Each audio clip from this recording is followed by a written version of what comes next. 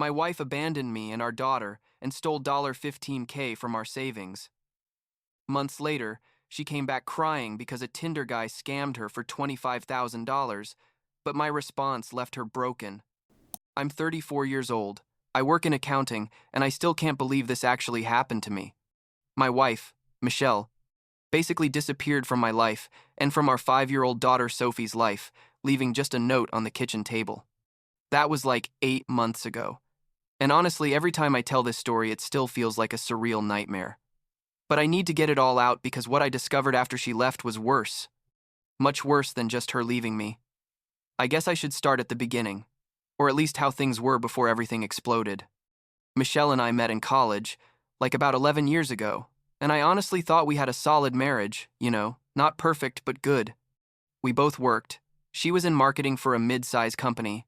I was doing the books for several local businesses. Sophie was going to kindergarten, and things were normal, or so I thought. Of course, there were signs that looking back I should have seen, like Michelle had become distant. Over the last 6 months, always on her phone, always saying she had late meetings or that she needed to go out with Amanda, her best friend from college. But I never thought it meant anything beyond maybe she was stressed with work. The day it all happened was a normal Tuesday. I woke up, took Sophie to kindergarten, went to work, the usual everyday stuff. I got home around 6 in the evening, and the first thing I noticed was that Michelle's car wasn't in the driveway, which wasn't that strange because sometimes she got home later than me. I went into the house and there was this weird silence, like when you know something's wrong but you can't identify what exactly, you know what I mean? I went to the kitchen, and there it was, a note folded on the table next to my morning coffee cup that I'd left unwashed. The note said something like, "David, I need time for myself. I've been lost for a long time, and I need to find myself. Don't look for me. I'll come back when I'm ready. Kisses, Michelle." Just like that, without further explanation, without saying how long, without even mentioning Sophie. I stood there with the note in my hand for I don't know how long, probably like 10 minutes, just trying to process what I was reading. I called her phone, and it went straight to voicemail. I sent her text messages, like 20 in a row, asking her what was going on, where she was, when she was coming back, and nothing, not a single response. I had to go pick up Sophie from kindergarten acting like everything was normal. She asked me where Mommy was, and I told her Mommy had to travel for work, that she'd be back soon. Which was a lie, but what else was I going to tell a 5-year-old? That night was horrible. Sophie crying because she wanted her mom, me trying to keep my composure but feeling like I'd been punched in the stomach. I called my brother Ryan and he came right away. Stayed with me that night because honestly I didn't know what to do. The next day I started investigating. Looking for clues about what had happened. The first thing I checked was our joint bank account. And I almost had a heart attack when I saw that Michelle had withdrawn like $15,000 2 days earlier. $15,000 from our savings. Money we'd been saving to buy a bigger house, just gone. I called the bank to see if I could get more information, but basically they told me that since it was a joint account, she had every right to take out the money. I spent the next few days on autopilot, taking Sophie to kindergarten, working, cooking, making her believe everything was fine, while inside I was falling apart. My parents came to help with Sophie, which was a relief because honestly I wasn't functioning very well. Like I'd forget simple things like making her lunch, or I'd be late picking her up. My mom stayed with us during the day, and that helped a ton. About a week after Michelle left, I was on Facebook checking her profile, which I probably shouldn't have done, but I couldn't help it, and there it was, a new post on Instagram that she'd posted just a few hours earlier. It was a photo of her on a beach I didn't recognize, smiling with huge sunglasses, with the caption, "Finally feeling free," and several sun and wave emojis. I stared at that photo for I don't know how long, literally feeling my stomach turn. She was there on the beach, feeling free, while I was at home trying to explain to our daughter why Mommy hadn't called even once. That's when something in me changed. From sadness and confusion, I went to pure rage. I made a decision that probably invaded her privacy, but honestly, I didn't care anymore. I needed to know what was going on. I logged into her email. I knew her password because we'd always shared that kind of thing, and what I found destroyed me in a way I can't even describe properly. There were notifications from Tinder, Bumble, and another dating app I didn't even know about. The emails dated back like 3 months, meaning she'd been on these apps while still living with me, while I thought we were fine, while Sophie was telling her I love you, mommy, every night before bed. I started opening the messages, and there were conversations with I don't know how many different guys, flirty messages, plans to meet up, photos she'd sent them. I felt like I was drowning. Literally couldn't breathe properly while reading all that. I kept investigating, which I know sounds obsessive, but I needed to know the whole truth. And I found she'd created a shared photo album on her Google Photos with someone named M, and when I opened it, I almost threw up. There were photos of Michelle with different men, at restaurants, at bars, in what looked like someone's apartment. One of the photos was of her with a guy on the same beach where she'd posted that feeling free photo, both of them hugging with wine glasses. All this while I was at home thinking my wife was working late or going out with Amanda. I called Ryan crying, which I never do, like I'm one of those people who keeps emotions in. But this was too much. He came right away, and I showed him everything. The emails, the photos, everything. Ryan got furious, more furious than me even, and told me I needed to see a lawyer immediately. Honestly, I didn't want to think about divorce yet. Part of me still had the stupid hope that Michelle would come back and we could fix things. But Ryan was right. I needed to protect myself, and especially protect Sophie. The next day, I made an appointment with a divorce lawyer my brother recommended. The lawyer, an older guy like 60 years old, listened to me tell the whole story and told me I had a solid case for divorce based on abandonment and adultery. He explained that the process would take several months, that we'd need to establish custody of Sophie, divide assets, all that. He gave me a list of things I needed to do, like document everything, keep all the evidence, make an inventory of our belongings. I left that meeting feeling exhausted, but at least with a plan of action. Like 2 months went by without hearing anything from Michelle. Not a call, not a message, nothing. I'd started the divorce process, requested full custody of Sophie, and honestly was starting to accept that my marriage was over. Sophie kept asking about her mom, and I didn't know what to tell her. I kept up the lie that mommy was working far away, but it was getting harder and harder to maintain that story. My parents were incredible during all this, basically moved in with us to help with Sophie while I tried to maintain my job and process everything emotionally. Then Thanksgiving came. We were all at my parents' house, my brother Ryan with his girlfriend, my aunts and uncles, my cousins, everyone gathered for the traditional dinner. Sophie was playing with my nephews in the living room when the doorbell rang. My mom went to answer, and suddenly I heard her voice, Michelle's voice, saying, "Hi, Mom, happy Thanksgiving." I froze, literally couldn't move a muscle. Ryan looked at me, and I saw on his face the same surprise and rage I felt. Michelle walked into the living room like nothing, like she hadn't abandoned her family 2 months ago, like she hadn't been missing all that time. She was wearing new clothes, her hair was different, shorter with highlights, and she looked tan.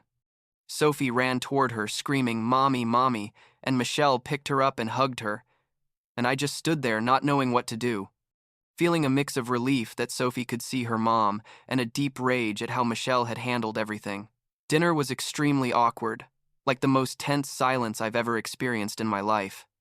Michelle acted like everything was normal, asking my mom about the turkey recipe, commenting on how big Sophie was getting, making jokes with my cousins. Nobody knew what to say. Everyone kept looking at me like waiting for me to do or say something. But honestly, I didn't trust my ability to keep my composure if I opened my mouth. After dinner, Michelle asked me if we could talk alone. We went out to my parents' backyard, and that's when I expected her to finally give me some explanation, some apology, something. But instead, she told me she'd been working on herself, that she needed that time to find her true self. Basically a bunch of cliches that sounded like they came from a cheap self-help book. I asked her directly about the men, about the dating apps, about the money she took from our account. She didn't even deny anything, just shrugged and told me she was exploring her options, that our marriage had made her feel trapped. I couldn't believe what I was hearing. The coldness with which she spoke, like abandoning your 5-year-old daughter was something perfectly acceptable if it was part of your journey of self-discovery. I told her I'd already started divorce proceedings and was asking for A full custody of Sophie, she said. Okay, like I just told her I'd bought milk at the supermarket, and then added that it was probably for the best because she still wasn't in a place where she could be a full-time mom. She left that night after saying goodbye to Sophie with a quick kiss, promising her she'd see her soon. A promise I knew she probably wouldn't keep. Like 6 more weeks went by without hearing from her. Sophie stopped asking about her mom as much, which was sad but also a relief because it meant she was starting to adapt to our new normal. I kept moving forward with the divorce. My lawyer had told me that given that Michelle wasn't responding to any of the legal notifications, the process could be expedited. Then, one day in January, I got a text message from Michelle. It said she needed to talk to me, that it was important, asking if we could meet at a coffee shop near our old neighborhood. Part of me didn't want to see her, didn't want to go through the frustration and pain again, but another part, I guess the part that still had some stupid hope, thought that maybe she'd reconsidered, that maybe she wanted to really apologize and try to fix things. I went to the coffee shop on a Saturday afternoon. Sophie was with my parents. Michelle was already there when I arrived, sitting at a table in the back with a coffee in front of her. She looked different from how she looked at Thanksgiving, like more tired, no makeup, hair pulled back in a messy ponytail. I sat across from her and waited for her to speak, already decided in my mind that I wasn't going to make things easier for her with casual conversation. What she told me was something I never in a million years would have expected. Turns out one of the guys she was dating, one she'd met on Tinder and who she'd apparently been seeing for several months, had scammed her. He'd told her this whole story about being a successful entrepreneur who was going through a temporary liquidity problem, and Michelle, incredibly, had loaned him not only the money she'd taken from our account but also additional money she'd borrowed with credit cards in her name. The guy disappeared with all the money, blocked her number, deleted all his social media profiles, and basically vanished. Michelle now had like $25,000 in debt and no way to pay it. I sat there looking at her, unable to believe what I was hearing. Like it was so absurd I almost wanted to laugh. But at the same time, I felt a deep sadness at how pathetic the whole situation was. She started crying, saying she'd made a terrible mistake, that she'd been a fool, that she needed help. And then came what really made me lose the little patience I had left. She told me she wanted to come back home temporarily, just until she could get back on her feet financially, that we could try to be a family again, that Sophie needed her. I felt something inside me solidify in that moment, like an absolute clarity about what I needed to do. I told her, very calmly, no, that I definitely wasn't going to allow her to come back to our house, that I wasn't going to be her backup plan because her adventure of finding herself had gone wrong. I told her that Sophie didn't need her, that Sophie had someone who would never abandon her, who would always be there for her, and that someone was me. I told her the divorce was going to move forward, that I wasn't going to help her with her debts because those were consequences of her own decisions, and that she needed to sign the papers for full custody to me. Michelle tried to argue, saying I couldn't do this to her, that Sophie was her daughter too, that I was being cruel. But I'd already gotten up from the table, was already walking toward the coffee shop door, and for the first time in months, I felt something like relief, like I'd lifted a huge weight off my shoulders. I didn't look back. The divorce papers were finalized like 3 months later. Michelle eventually signed everything, including giving me full custody of Sophie with very limited supervised visits for her, basically because she didn't have the resources to fight it legally, and because honestly I think she realized she didn't have any solid argument. As far as I know, she's still living with a friend in another state, working some sales job trying to pay off her debts. She's called Sophie like twice in the last 4 months. Short, awkward conversations where Sophie just responds with monosyllables. Last week, Sophie and I were at the park. She was on the swings and she yelled at me, "Look, Daddy, how high I can go." I pushed her harder and I heard her laugh. That pure laugh that only children can have. And I realized she was okay. That we were going to be okay. My parents are still an essential part of our lives. Ryan comes to visit us often, and I've started going to therapy to process everything that happened. I'm not going to lie and say everything's perfect now. There are still difficult days. There are still nights where Sophie asks about her mom, and I don't know what to tell her. Beyond Mommy loves you, but she's going through difficult things. But what I do know is that I made the right decision that day at the coffee shop. The decision not to let Michelle come back into our lives just because it was convenient for her. The decision to protect Sophie from more pain and disappointment. The decision to respect myself enough to say no. Sometimes love isn't enough. Sometimes forgiving isn't the right thing. And sometimes the best decision you can make is simply to walk away and build something new with what you have left. And that's exactly what Sophie and I are doing. Day by day, one step at a time,